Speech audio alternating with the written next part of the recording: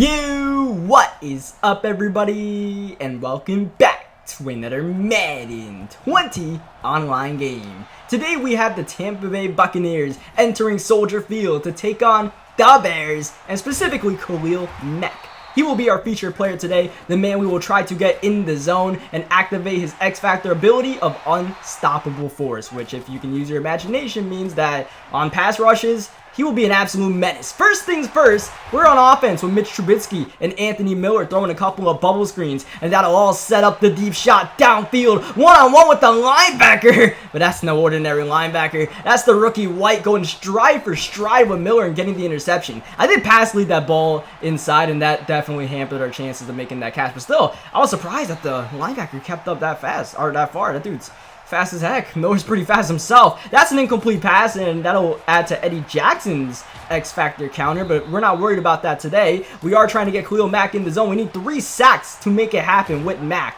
That's asking a lot, but Khalil Mack is really glitchy in this game. As long as my opponent isn't running the ball, we can make it happen, and as long as Ronald Jones isn't shredding us up in the run game, we can try to make it happen, but so far, no good. Ronald Jones, end zone touchdown, a highlight run, and we had that play blown up in the backfield, just that Jones really crushed us. And we don't want to give up quick touchdowns, especially not in the rushing game, because we need to have Mack on the field as often as possible to, give him chances to just beat that right tackle. But that's no ordinary right tackle. That is DeMar Dotson, one of the best right tackles in the league. So you may think the Tampa Bay Buccaneers are a pretty easy matchup for us, considering we have the Bears and their stacked defense.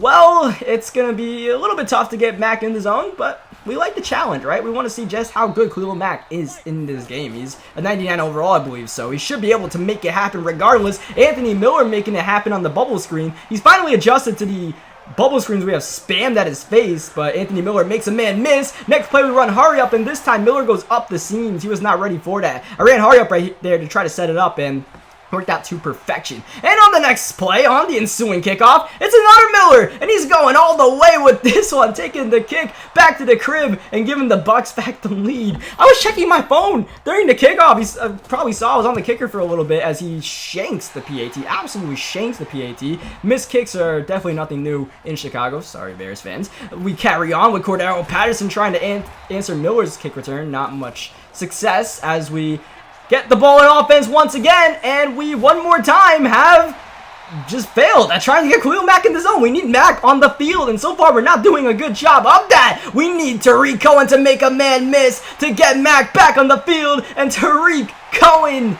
the human joystick, lives up to his name in Madden 20. He has Jukebox as a superstar ability, and man oh man is Tariq Cohen deadly with that juke move. It's just like we went over it a little bit with the Saquon Barkley video, where those juke moves really just, and even the Odell video, where the juke move kind of gives you a temporary speed boost for no reason. And the fact that I didn't with Cohen's juke rating, which might just be a 99 with how elusive that man is, and you got plays like that happening. So hopefully we can keep this man on the field for a couple of plays, let him pass. We're sending the blitz, but unfortunately we run commit on the play, and that's going to leave Chris Godwin wide open to celebrate, and we have given up our 3rd long touchdown. What, a little over 6 minutes into the game? Major facepalm status right now. I just can't believe what we're doing. That's the 2nd time we just given up, or the 3rd time we've given up an unnecessary touchdown. The kick return is just like, okay, cool. We ran commit accidentally, as you see Mike Davis on the field, spelling Cohen. I didn't even notice it was Mike Davis when I was running it, especially with the way Davis was swerving left and right and going all the way. And what a shootout we have in Chicago today.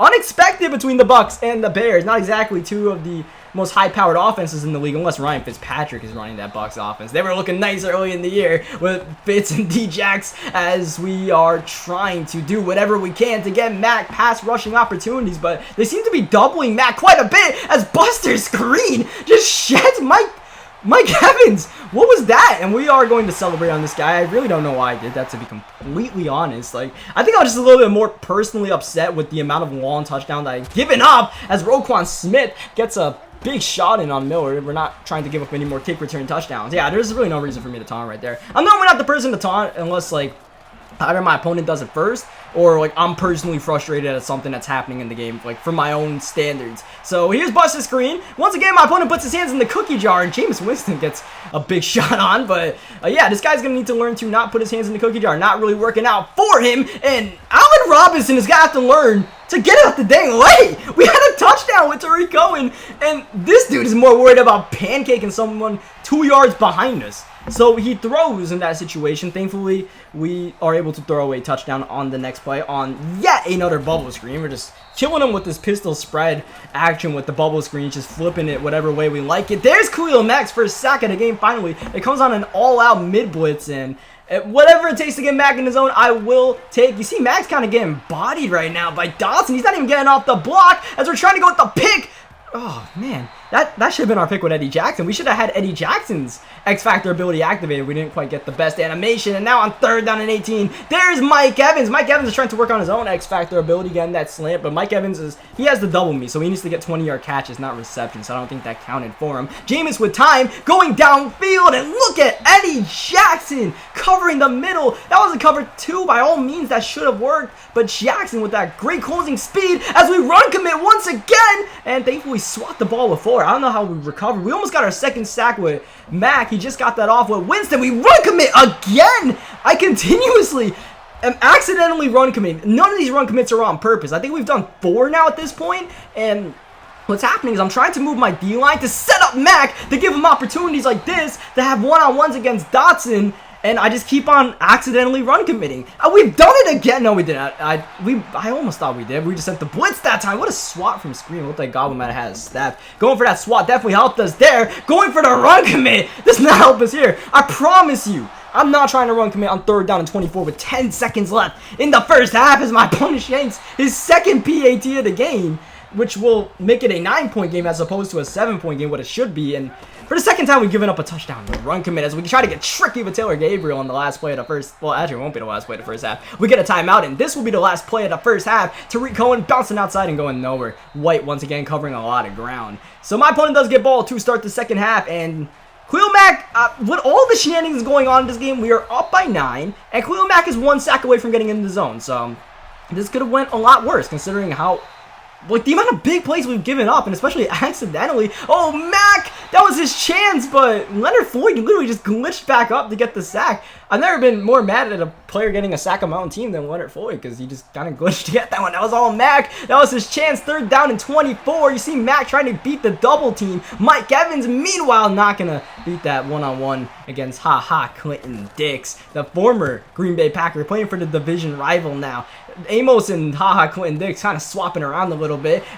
Wait, did I mix that up? Yeah, Clinton Dix used to play for the Packers. Amos used to play for the Bears. We are at the 45-yard line, and we are pitching the ball to Tariq Cohen because we want Cohen to make a man miss in the open field, or that. He played for the jukebox right there, and we just swerved him. We outdunked him, I guess. Not great middle of the field user skills displayed by this guy today. At the same time, though, hard to bring down Tariq Cohen in the open field in this game. So I definitely, feel bad for the dude a little bit, having to deal with Cohen the way we're using him, as O.J. Howard is going to get the muff squib kick here and actually take it pretty far back. We just continuously give up big plays no matter what. He calls a screen here, so we got a couple of people coming in there. Roquan Smith is going to get the sack. You see, we're just continuing sending mid blitzes, trying to get Mack those opportunities, but Mack, I believe, just got bodied by O.J. Howard, and Mike Evans, he caught that. Mike Evans caught that in triple coverage when we were there with Eddie Jackson. I don't know, man. I must be bad at trying to strafe and get picks. I don't know what I'm doing wrong. 2nd down and goal. Here comes Mack. That's the 3rd sack, and that will put Khalil Mack in the zone. He gets the fumble recovery. I'm not even mad about that because we get to see Khalil Mack on 3rd down and goal. In order to knock Khalil Mack out the zone, you cannot give up 10 yards. So it's a short leash he has, and we've given it up on one play. On one dang play. If you guys watched the play, though, Mack was feasting. He had been losing that, I don't want to say losing, but he had been kind of getting his butt kicked in that matchup against Dotson all game long. But one play with the in-the-zone ability, and he shed it immediately. He actually got doubled. The running back came to him, and unfortunately for us, I called a cover 2 defense, and definitely botched that situation. Not one of my better moments. I'm so mad at myself at this point. Like, I don't even care that we're up by 9 or whatever. I'm like, we just had more opportunities to do something cool with Khalil Mack, and I blew it. So we're on offense in a 32-41 game, and the amount of big plays this guy has gotten is just hurting my head at this point. Like, the Mike Evans in triple coverage, man. Like, Mike Evans is a beast, but, like, come on, man. That was some Calvin Johnson stuff he pulled on us. That was Megatron action. Mike Evans, I think Mike Evans might actually be in the zone after he got that touchdown, as Trey Burton middle of the field, big 3rd down and 10 conversion, because it is still kind of a close game. Remember, it should be a 1-possession game if he didn't miss all of those, 2 PATs, so... yeah, definitely, you know, a game-changing couple of mistakes by him, as Cordero Patterson on the end around, not able to do much and look cool, but he lost 3, maybe 4 yards. 3rd down and 12, Trubisky a little bit in trouble here, a little bit out of control. Now he regains his balance, but is anything open? Not quite. We do find Patterson. Nice little play by Patterson to get open. 4th down and 4, we are going to go for the field goal. No, we're not. We're going for the fake. We're throwing to Burton, and I don't know how, but it's worked.